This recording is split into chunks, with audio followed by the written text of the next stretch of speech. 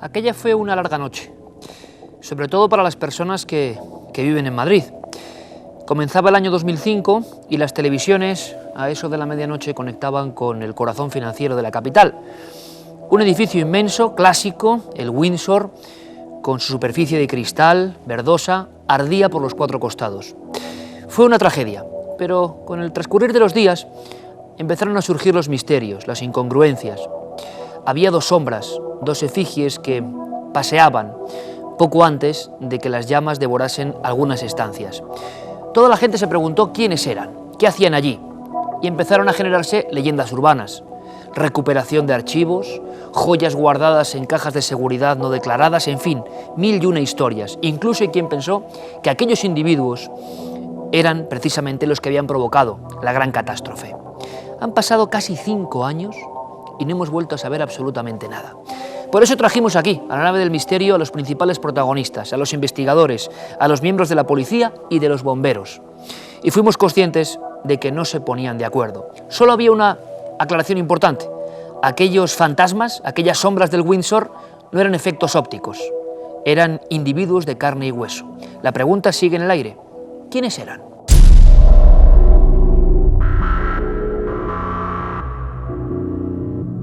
Pocas veces unas sombras han dado tanto que hablar. Lo recuerdan, ¿verdad? Hace 3 años, febrero 2005, un edificio emblemático en el corazón de Madrid se desploma devorado por lenguas de fuego. Y sin embargo, a las 3:52 se capta algo demasiado extraño. Unos individuos están ahí dentro, jugándose la vida. ¿Quiénes son? ¿Qué persiguen? ¿Qué es lo que quieren? Estas preguntas son la forma de penetrar en el dossier de un misterio, el misterio Windsor.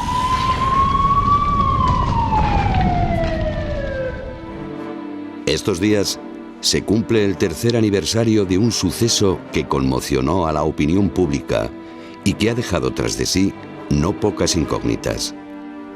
El incendio de uno de los rascacielos más emblemáticos de la capital de España, el edificio Windsor.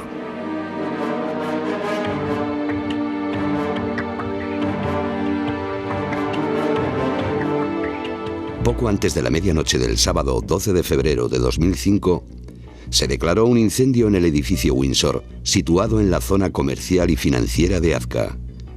Construido en la segunda mitad de los años 70, 21 de sus 32 plantas estaban ocupadas por una prestigiosa consultora.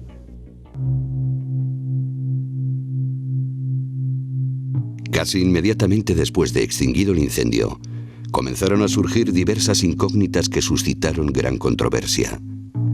A las 3:52 de la madrugada, el 112 recibió la llamada de una pareja que alertaba de la presencia de personas en una de las plantas del rascacielos.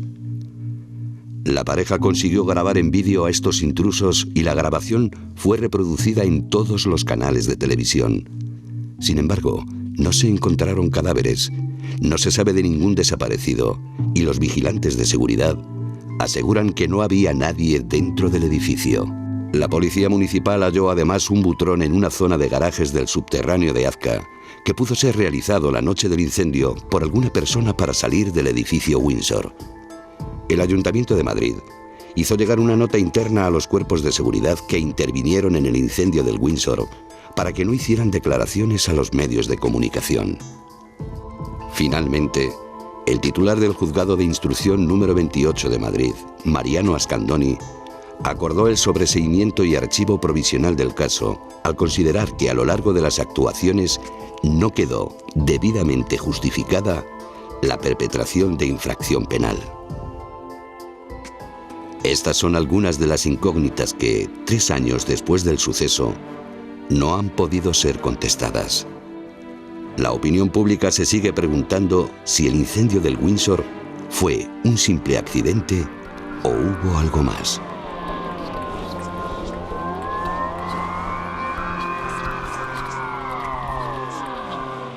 Todo Madrid y toda España estuvo pendiente de la televisión y muchísima gente se acercó al edificio Windsor en pleno corazón financiero de la capital. Y como siempre que hablamos de fuego, ese componente un poco hipnótico, ¿no? Seguimos viendo las imágenes, han pasado 3 años y nos quedamos embobados mirando ese poder fascinador. Pero hay muchos misterios, muchos enigmas que se han quedado en el tejido social.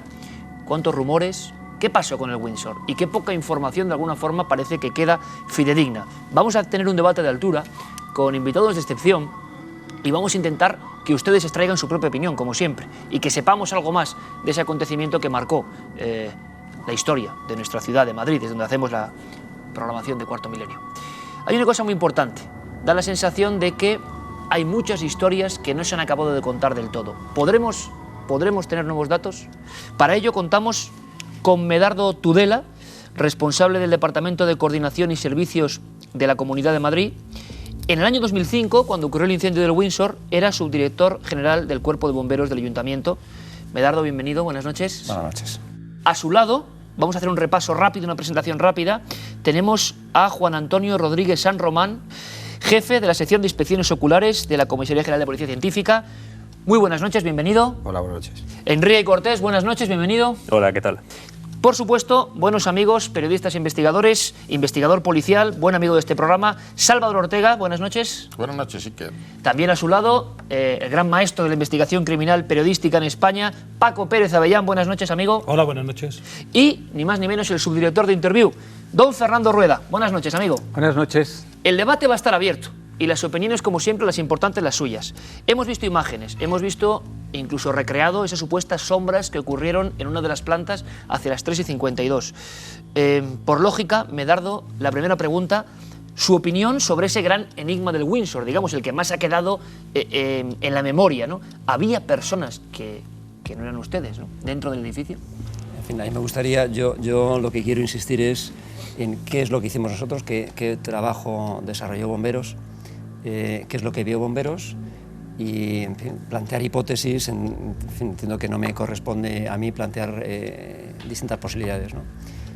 Lo que yo puedo decir, y es lo que dijimos en su momento ante el juez y en los informes que desarrollamos, es que nosotros planteamos en el momento que dimos una orden de evacuación del edificio por el riesgo que se estaba asumiendo, los accidentes internos que ocurrieron y demás, y el posible colapsos parciales, como así ocurrieron, repito, de esa orden de desalojo, y nosotros planteamos una estrategia defensiva para tratar que el incendio no se propagara a edificios colindantes y cercanos. Pues de alguna manera lo que nosotros planteamos y hemos dicho siempre es que en esa fase defensiva del incendio no vimos a nadie en su interior, ¿no? Eso es básicamente un primer No había resumen. nadie, no os encontrasteis con nadie. Yo no puedo decir que si había alguien dentro no lo había. Lo que puedo decir es que nosotros dimos una orden de desalojo en torno a la 1:30 de la madrugada y nosotros no vimos a nadie dentro. Eso es lo que nosotros decimos. Yo no puedo decir si había o no lo había. La policía, Juan Antonio, ¿qué dice oficialmente 3 años después de estos acontecimientos? ¿Había realmente alguien? ¿No había? ¿Eran reflejos? Bueno, en el informe que elabora la sección de audiovisuales de la Comisaría General de Policía Científica especifica 2 conclusiones muy claras, y una de ellas es que no existe ningún tipo de reflejo en los estudios que han realizado y que hay unas formas con figura humana, unas sombras en el interior de la planta 12, creo que es. La planta 12. Vaya debate que se puede ampliar. ¿Quieren más datos? Pues, por ejemplo, podríamos pasar a los que configuran, no voy a decir la rumorología, pero sí la investigación periodística y lo que se habló. Y luego, libremente, cada uno expondrá sus teorías. Fernando Rueda, yo sé que vosotros, por ejemplo, en Interview hicisteis un trabajo fabuloso. Hubo un reportaje de Juan Luis Álvarez que se llamaba 20 preguntas con olor a chamusquina. Yo no sé cuántas de estas preguntas siguen todavía ahí, ardiendo de alguna forma. Pues por desgracia, Las básicas para ti, ¿cuáles serían? La mayor parte de las preguntas se siguen manteniendo porque el juez, cuando ha archivado la parte penal, lo que ha querido decir es que no hay pruebas de nada, no que no haya existido nada. Hay la presencia de 2 personas, que parece ser que una llevaba una especie de casco y las 2 personas llevaban radiotransmisores, es decir, que estaban ahí conectados de alguna forma. Hay otra cosa que es el agujero que había, el buitrón que había abajo, que dicen que si no cabía una persona, que solo cabía una persona muy delgada, etcétera, etcétera, pero ahí realmente estaba. Después hay un dato muy importante, desapareció o pudo desaparecer mucha documentación. Ahí puede estar el móvil que llevó a alguien supuestamente a provocar ese incendio, ¿no? Y después se sabe que esa información importante estaba en esa planta, además. Había no solamente las empresas de consultoría, sino que había algunas empresas con asuntos vinculados a temas de armas, parece ser, especiales, ¿no? Después siempre se nos dijo que todo había tenido su origen en una señorita que estaba fumando un pitillo. Y entonces, claro, era realmente alucinante que esa señorita saliera a las 11, parece ser, y a las 11:08 ya hubiera un enorme incendio. Yo creo que en lugar de un pitillo debía ser un purazo enorme para provocar. Y luego hay otra más, para mí no hay respuesta a cómo, si llegó los bomberos tan rápido, si había la seguridad, los de seguridad lo descubrieron cuando era tan pequeño, cómo pudo ser que ardiera el edificio y no fueran capaces de apagarlo, ¿no? Os pido un poco la información casi en titulares para luego cotejar diferentes posibilidades. Paco, hay una cosa que cuando veíamos aquí el reportaje, además de las sombras, veíamos las llamas, veíamos el fuego. Y tú, sobre todo, te llamaba la atención, una incógnita más o no, yo no lo sé, la voracidad tremenda del fuego. Y aquí absoluta, es un paralelismo extrañísima. Es la primera vez que yo veo un fuego tan vivo, que viaja tan rápido, y en la Torre Windsor además viaja hacia abajo. Es la primera vez que en vez del efecto chimenea que hace que el fuego viaje hacia arriba, empiece a viajar hacia abajo, a consumir las plantas inferiores. Todo es extraño y misterioso en el incendio del Windsor. Todo absolutamente, incluso la leyenda que efectivamente se ha creado, en la que dicen que a las 8 o las 9 de la noche, en algún momento, en algunas partes de Madrid, olían ya quemado cuando el fuego empieza a las 11 de la noche. En cualquier caso, no nos han aclarado cuál es la causa. Es extraño que Bomberos hace un informe precisamente sobre los reflejos de los llamados fantasmas del Windsor, y sin embargo yo echo de menos un informe que nos diga si había un foco de fuego o había varios focos de fuego. Sin embargo, es la policía la que nos informa sobre el origen del fuego y nos dice que todo pudo empezar, es lo que ha trascendido, lo que sabemos los periodistas, con un pitillo. Bueno, nadie puede imaginarse que un cigarrillo puede acabar con un edificio de 32 plantas. ¿O será así realmente? Hay que preguntarse a los especialistas, evidentemente. Enrique, es más, dabas otro dato. Hemos estado aquí viendo el reportaje con todos ustedes, la pequeña pieza informativa, y me hablabas de la empresa esa en concreto, que además tenía vinculaciones con otro de los incendios voraces que hemos visto, que era el de las Torres Gemelas. Se hablaba de aviones cargados con una gran cantidad de combustible. Bueno, pues hay conexiones incluso que van más allá de lo cotidiano en esa misma empresa, que al parecer tenía también esa línea de conexión con Estados Unidos y con ese lugar, con las Torres Gemelas. Esa gran empresa que tenía la mayoría de la propiedad del edificio Windsor estaba alquilada dentro por los propietarios del edificio. A su vez tenía las Torres Gemelas su base central neoyorquina, con lo cual tuvo la tragedia de allí y la tragedia de aquí. Pero es que además hay cuestiones muy interesantes a nivel empresarial dentro del Windsor. Hay una empresa, y eso es algo que ha trascendido muy poquito, que pidió unos días después del incendio autorización judicial para entrar a buscar unos documentos, parece ser reservados, del Ministerio de Defensa. Se le concedió esa autorización y esos documentos estaban en la planta cuarta. Está en los autos judiciales, en la planta cuarta, entraron, los recogieron y se marcharon. No ha trascendido que contenían concretamente esos documentos, pero lo que sí sabemos es que el periodo planteado inicialmente para la deconstrucción del Windsor era de 18 meses. Y no se tardaron 18 meses, entre 10 y 18 meses, se tardaron apenas 6. ¿Y cuál fue la última planta que se llegó a deconstruir y a desaparecer? La planta cuarta. Esa planta donde habían entrado esas personas a retirar los documentos, parece ser, del Ministerio de Defensa. A partir de esa planta, la planta tercera para abajo, ese edificio sigue ahí y no se ha retirado, como si hubiera una especial prisa para retirar determinadas cuestiones. Salvador Ortega, ¿a ti qué te llama más la atención? ¿Las sombras del Windsor eran sombras de carne y hueso? ¿Hacían algo ahí? Sí.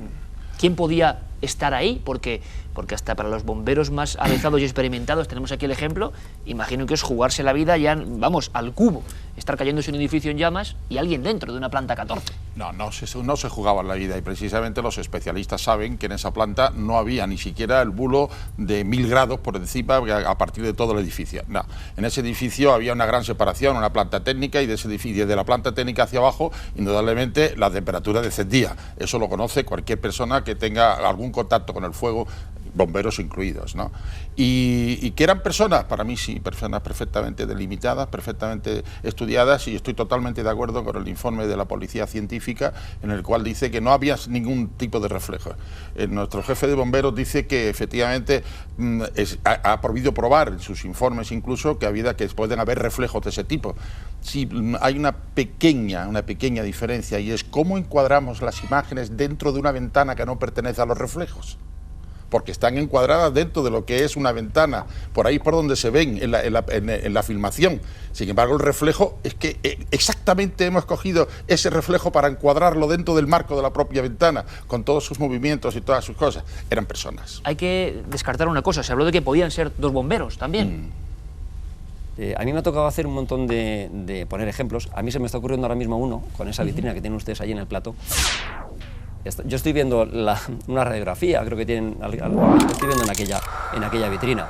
En fin, quiero decir que es algo que no está preparado, que lo estoy viendo porque lo tengo enfrente. Pero que es correcto, además, que se pueda ver, existe ese reflejo, pero imagínate esa misma radiografía, que las encuadremos en el lugar justo que tiene que aparecer, que es dentro de una ventana y enmarcado en la propia ventana. Claro, si ese mismo mueble lo llevásemos allí al fondo del plató, se vería de otra forma. En una zona oscura, posiblemente, pues bueno, ya sería... Estoy totalmente de acuerdo, de que pudieron existir reflejos. Ahora mismo, vamos, no bueno, pero aquí hay una cosa evidente, y es que la policía científica estudia ese vídeo y dice que no hay reflejos.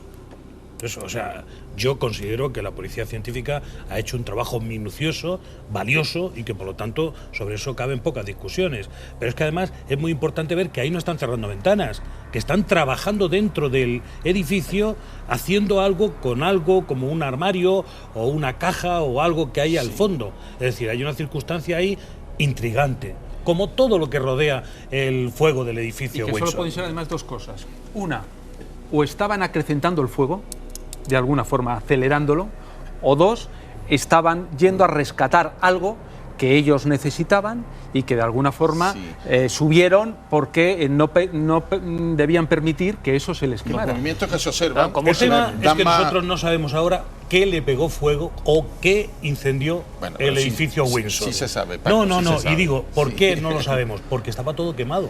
La planta número 21, donde supuestamente el fuego se inició, está tan quemada que no ha permitido esos rescoldos hacer un relato de lo que allí pudo suceder. Eso nos deja dos apuntes. Creo que con mi compañero que tiene además, que pertenece a la policía científica, sabe que se analizaron perfectamente y se encontraron número de focos que fueron 1, el lugar donde empezó el incendio. Desde el punto de vista técnico hay que partir de la base de que el incendio del Windsor no se investiga solo desde el punto de vista de policía científica, desde un punto de vista técnico, sino que es una investigación global en la que participa también policía judicial. Se hace una investigación, se revisan todos los soportes informáticos, todos los soportes técnicos, todas las alarmas, el control de acceso, hay 4 vigilantes, hay una serie de declaraciones, una serie de manifestaciones.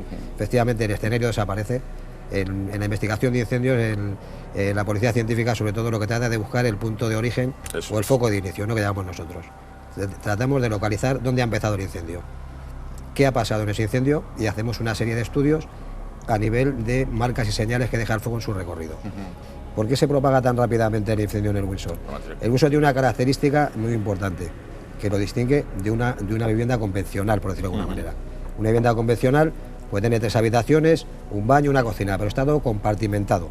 O sea, una habitación, si se inicia el fuego en una habitación, y el fuego, para progresar hacia la otra habitación, tiene que pasar a través de la puerta. Y para progresar más, puede progresar también a través de la ventana. Solo tiene 2 lugares de progresar. El Windsor, cada planta del Windsor era como una nave industrial.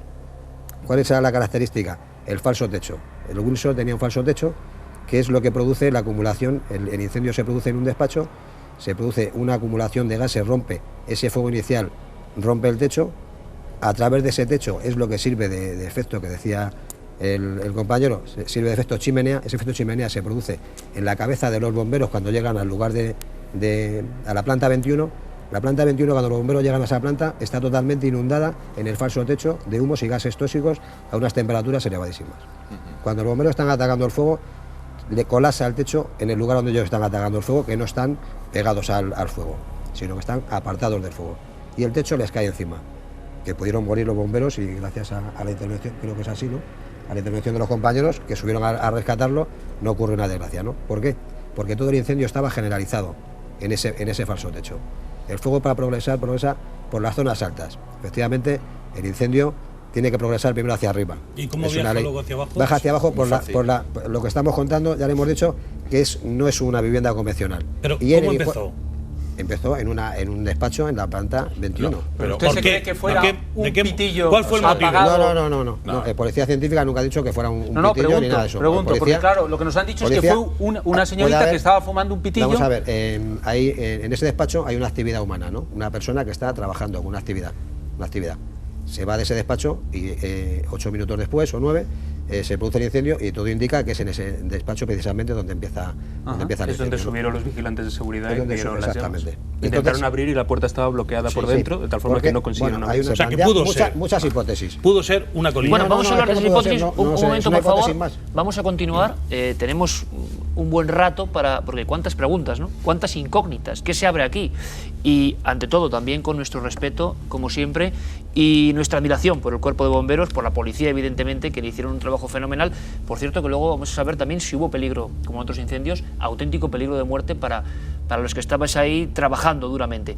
La pregunta que está haciéndose todo el mundo ahora, en torno al Windsor y a sus sombras y a tantas cosas, es si eran seres humanos, qué clase de seres eran, que estaban ahí sin ningún temor aparente, trabajando con cierta tranquilidad, además, por el movimiento. Repito, si eran y no eran reflejos.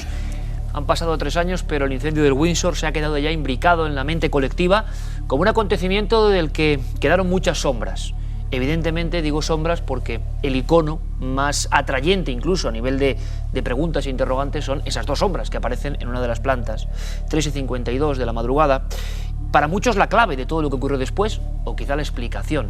Es muy curioso porque Paco Pérez Avellán, que nos acompaña con su fino instinto de investigador, daba a entender, no sé si esto es escandaloso o no, que esas 2 figuras, si solo fueron 2, si desde luego no eran del cuerpo de bomberos, si no eran reflejos, como argumenta la policía científica, en su trabajo también intachable, quizá estaban provocando ellos mismos el incendio. ¿Por qué alguien tendría que provocar un incendio en el corazón de Madrid con el desastre que se podía suceder? Bueno, yo no sugiero eso. Yo lo que digo es que el incendio del Windsor nos han dicho lo que no pasó, es decir, que no hay acción criminal, porque la investigación no ha encontrado nada, pero no nos han dicho lo que pasó.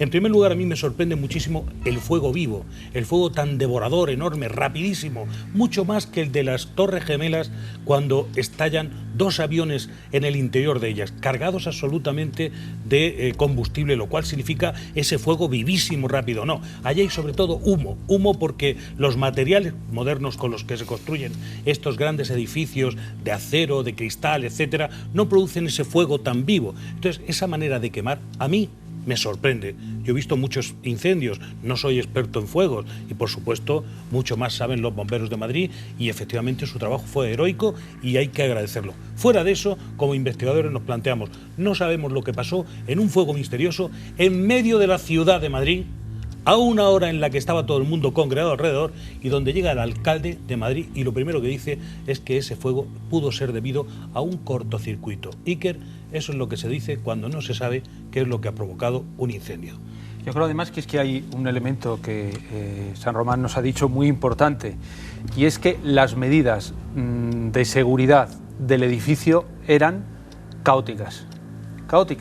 Yo he leído que estaban adaptándolas, modernizándolas, porque la ley les obligaba. Pero al margen de que la ley les obligara o no les obligara, yo estoy alucinado de que un foco muy pequeño pueda llevar a cargarse un edificio entero, que no hubiera compartimentos estancos, que la moqueta ardiera. Es que, bueno, yo alucino, ¿no? Quiero decir que ahí sí que creo que aunque no haya una responsabilidad penal, que está claro que el juez ha dicho que no, yo creo que una responsabilidad moral sí que hay ahí sin ninguna duda. Fernando, una cosa importante, porque tú has escrito sobre el CSID, sobre servicios de inteligencia en todo el mundo, se ha llegado a especular, se ha llegado a decir, se ha llegado a publicar, no lo decimos nosotros, que eran miembros de servicios de inteligencia, las personas de élite, digámoslo así, recuperando algo en esa planta y que fueron captados de casualidad, no por las grandes cadenas de televisión, sino por videoaficionados. Sin duda alguna, si alguien entró, que yo sí creo que entraron, a las 3 de la mañana, cuando los bomberos y la policía habían cerrado todo el edificio, tenían que ser sin ninguna duda expertos dispuestos a jugarse la vida para recuperar, en el supuesto de que fueran a recuperar esos documentos. Eso hace pensar, y en algunos momentos se especuló con que fueran miembros de los servicios de inteligencia o exmiembros de los servicios de inteligencia que trabajaban para alguna empresa de seguridad y que pudieron haber entrado ahí jugándose sin ninguna duda la vida para poder recuperar. Eran superhéroes, por lo tanto, imagino, porque no es jugarse la vida, ¿no?, sino entrar en el Windsor en ese momento. Supongamos que son personas, supongamos que recuperan lo que sea. Entrar cuando el edificio estaba en esa circunstancia, a nivel de expertos como los bomberos, ¿qué es? Es un suicidio, imagino, eso ya. Un suicidio, digamos que había un riesgo altísimo de colapso, no un colapso total, porque era una estructura, el núcleo central de hormigón, tiene una mayor rigidez, un buen comportamiento antiincendios, pero la estructura perimetral era metálica, con lo cual, bueno, pues el riesgo de colapso era altísimo.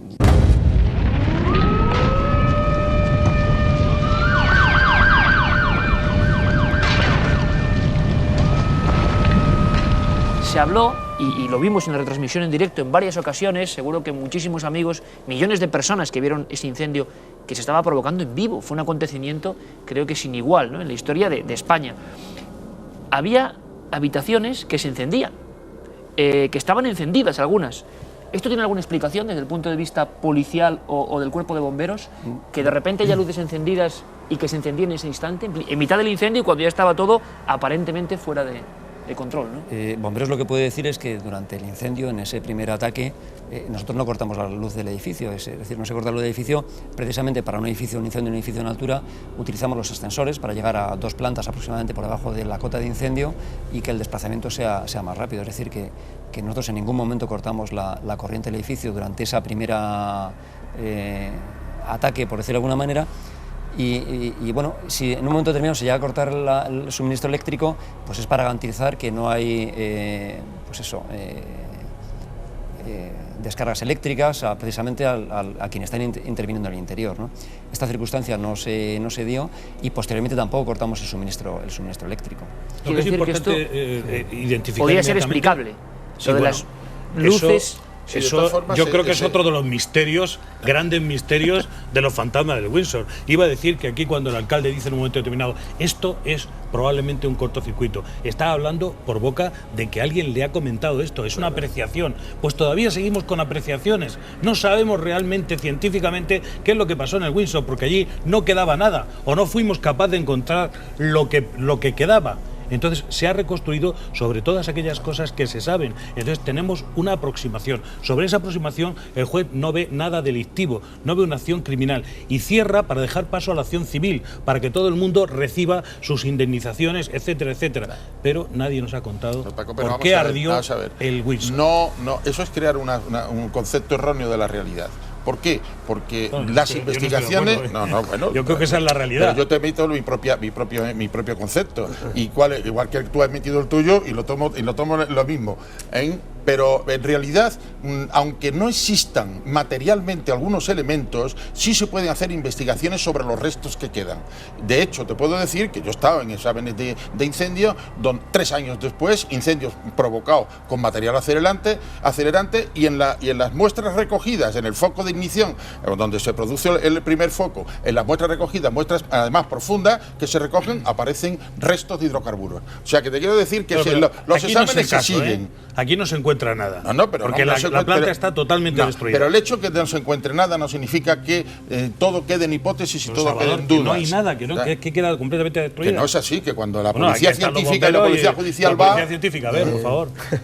Bueno, vamos a ver, efectivamente el escenario desaparece, ¿no? Ahí totalmente queda destruida, no solo la planta 21, sino las plantas de arriba hasta la 29 y hasta la planta técnica 2, ¿no? De todas maneras, se hace una interpretación, como le he dicho, del escenario, de los daños que quedan en el Windsor, de las declaraciones en este caso, y todo coincide, lógicamente, con las proyecciones de fuego, o sea, con las marcas dejadas por el fuego en su recorrido, que existe un solo foco. Si hubiera habido un foco distinto en otra planta del edificio o en otro lado, se hubiera detectado. Déjeme que le diga una cosa. Si yo soy un profesional y me quiero cargar ese edificio, tengo acceso a una información previa y no me hace falta ni acelerante ni nada. Sé que poniendo en un lugar determinado un pequeño fuego va a incendiarse. No necesito acelerante, no necesito nada. Exactamente. Porque para mí me sorprende, pero... No, vamos a ver, estamos hablando, nosotros tenemos que mirar todas las posibilidades que se producen en un siniestro. Entonces una de las posibilidades que miramos es que pueda existir acelerantes. No tiene aspecto ni tenía aspecto para nosotros de que existieran acelerantes, pero lógicamente es una herramienta de la que disponemos y vamos a utilizarla. Ni más ni menos, ¿no? Pero no quiere decir que porque haya acelerantes en un lugar el incendio sea provocado o al revés, ¿no? Y aquí llega una pregunta importantísima que se va a trasladar a Enrique Cortés. Repito que es que esto ha llegado hasta ser novelado, pero basándose en hechos reales. La pregunta, que extiendo también a vosotros evidentemente, es ¿a alguien le interesaba quemar el Windsor? ¿Por algo? Pues actualmente los grandes misterios y los grandes trapos sucios se encuentran muchas veces entre las cuatro paredes de un edificio empresarial. Yo puedo decir, me gustaría comentar dos datos que no han salido todavía. El primero, aprovechando que tenemos aquí representantes de la Policía Científica y del Cuerpo de Bomberos, hay un concepto en los grandes edificios que es el de columna seca, si no me equivoco, se denomina así. Es una columna por la cual discurre una corriente de agua que se puede activar con unos coches especiales, coches bomba del Cuerpo de Bomberos, cuando se llega a un edificio. Entonces se produce una gran corriente de agua hacia arriba que en la planta en la que lo deseas la cierras con una llave y entonces se concentra donde tú deseas la difusión del agua por la planta. No sé si es aproximadamente, sin conceptos técnicos aproximadamente. Entonces a mí me gustaría preguntar si no es cierto que cuando los bomberos activaron esa columna seca, se encontraron primero con que no había presión y segundo con que una llave en la planta 23 estaba inutilizada y por eso no se pudo utilizar esa columna seca. Es decir, a veces no hacen falta acelerantes para que un incendio sea más rápido, sino eliminar las posibles formas de luchar contra ese incendio. ¿Es correcto? Nosotros utilizamos la columna seca. Había cuatro bocas en planta baja, se alimentaron las cuatro y suministramos agua y presión a la columna seca. Y lo que sí también es cierto es que la dotación que se encargó de cerrar la llave de seccionamiento a nivel de planta 23 no pudo cerrar esa llave, con lo cual, bueno, pues la presión que obteníamos a nivel de planta 21 y 22, que en ese momento estaba el incendio, pues bueno, no era suficiente para detener el incendio en ese momento, con la magnitud que tenía en ese momento. ¿Y qué insinúas entonces, Enrique?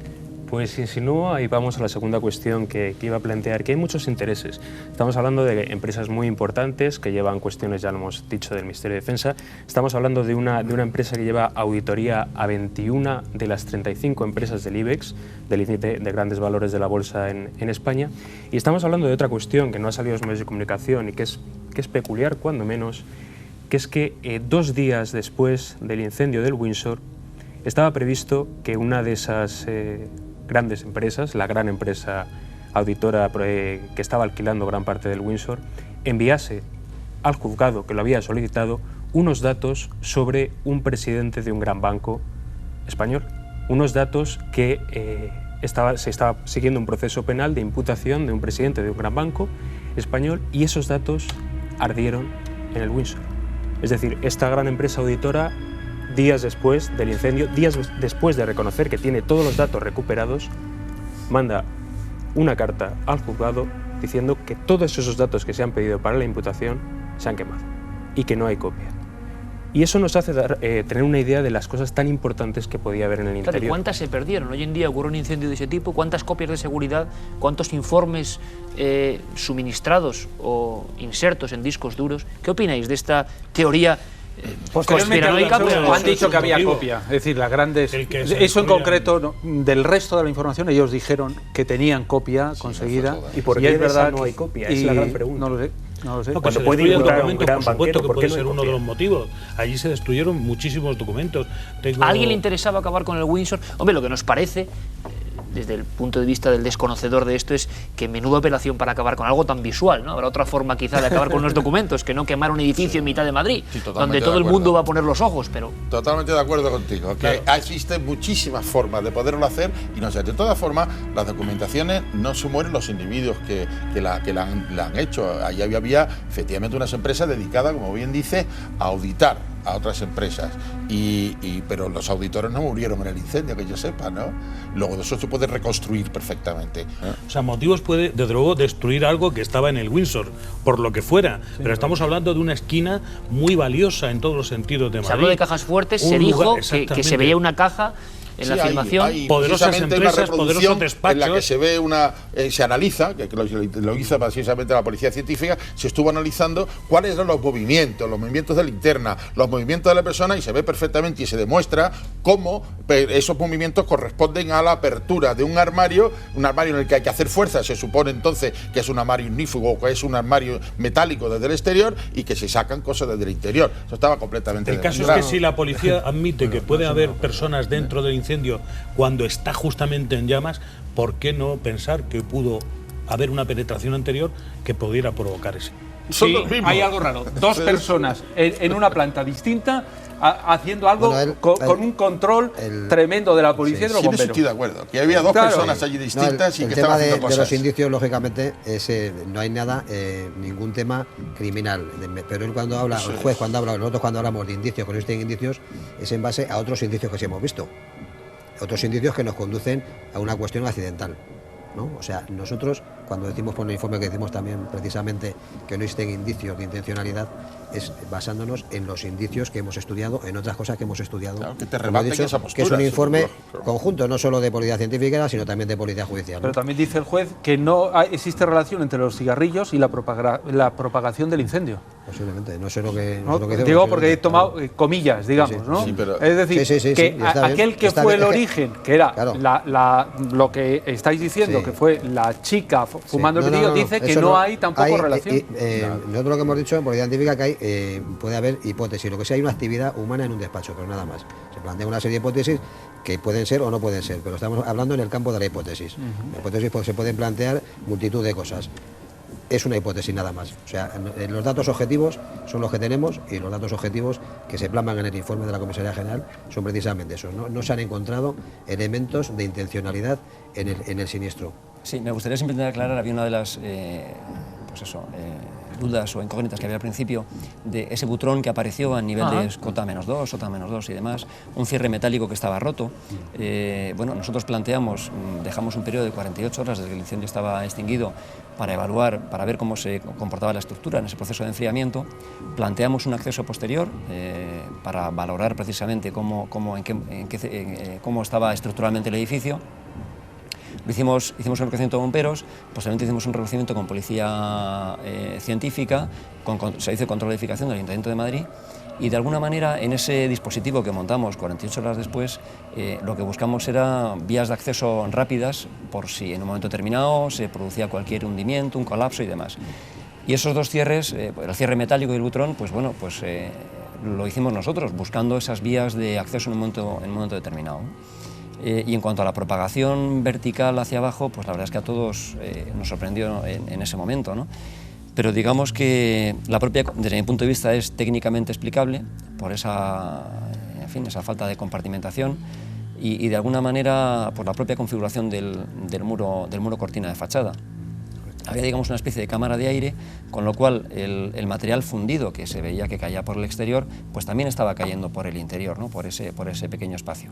Con lo cual, en fin, ya digo, yo desde mi punto de vista... el sistema de seguridad antiincendios del Windsor era de premio, vamos. No, perdón, yo no he dicho eso. Yo he dicho que es explicable técnicamente. Una cosa, Enrique, se habla, y esto es interesante, se han hecho muchos rumores, lo decíamos antes, y es lógico de la condición humana, de un acontecimiento que, como decíamos, convulsiona y agita a todo el mundo. ¿Alguno te ha valido para tu hipótesis? ¿Crees que pasó algo antes de la propagación importante del incendio que merezca la pena ser conocido porque es extraño?